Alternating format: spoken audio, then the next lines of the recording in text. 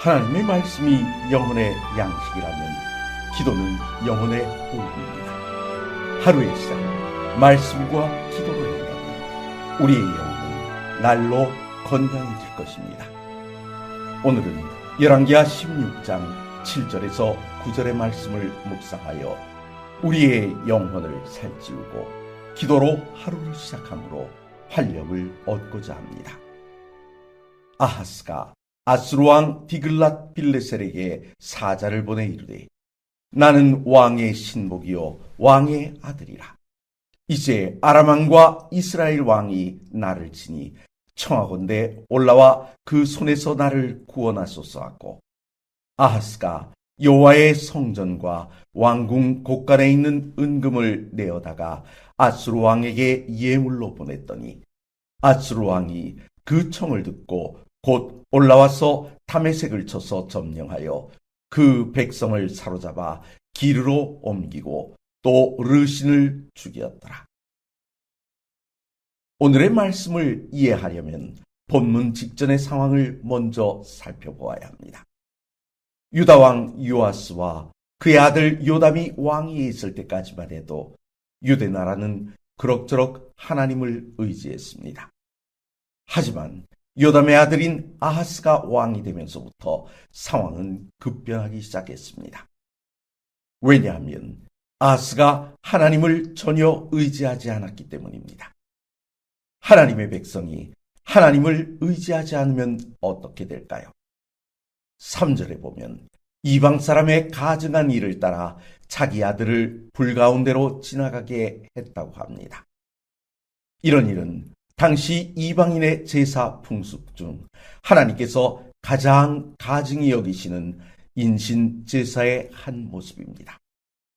그런데 하나님 나라의 왕이 나서서 직접 자기 아들을 우상에게 바친 것입니다.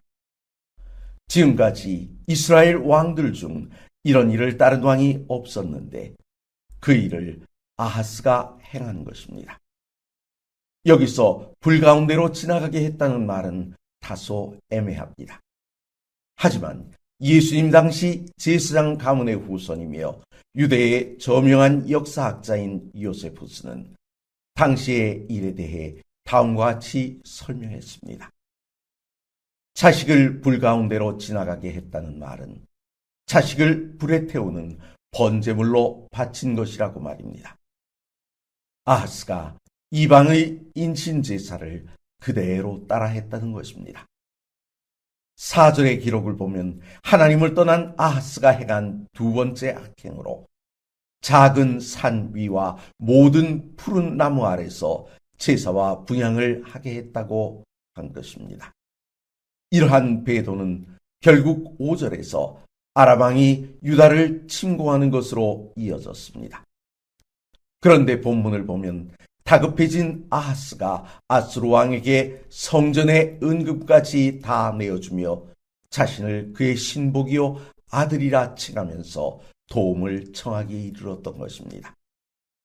여로보암의 죄를 따랐다고 기록된 북방 왕국의 왕들도 위기의 때마다 선지자들을 통해 받았던 하나님의 보호의 선기를 스스로 거절해버리고 말았던 것입니다. 왕이 자신의 창고에서 금과 은을 내어다가 외교적으로 사용한 것이야 그렇다 하더라도 성전의 것까지 마음대로 했다는 것은 곧 하나님을 안중에 두지 않았다는 것입니다. 우리의 마음속에 세상을 의지하는 마음이 자라나 하나님을 의지하는 마음보다 커지게 되면 그 순간 하나님은 무시되고 마는 것입니다. 말씀과 기도로 하루를 시작하려 하시는 성도 여러분, 하나님의 손길이 멀어 보이고 세상의 것들이 가까워 보이면 어느 순간 우리도 아하스의 길을 걷게 됩니다.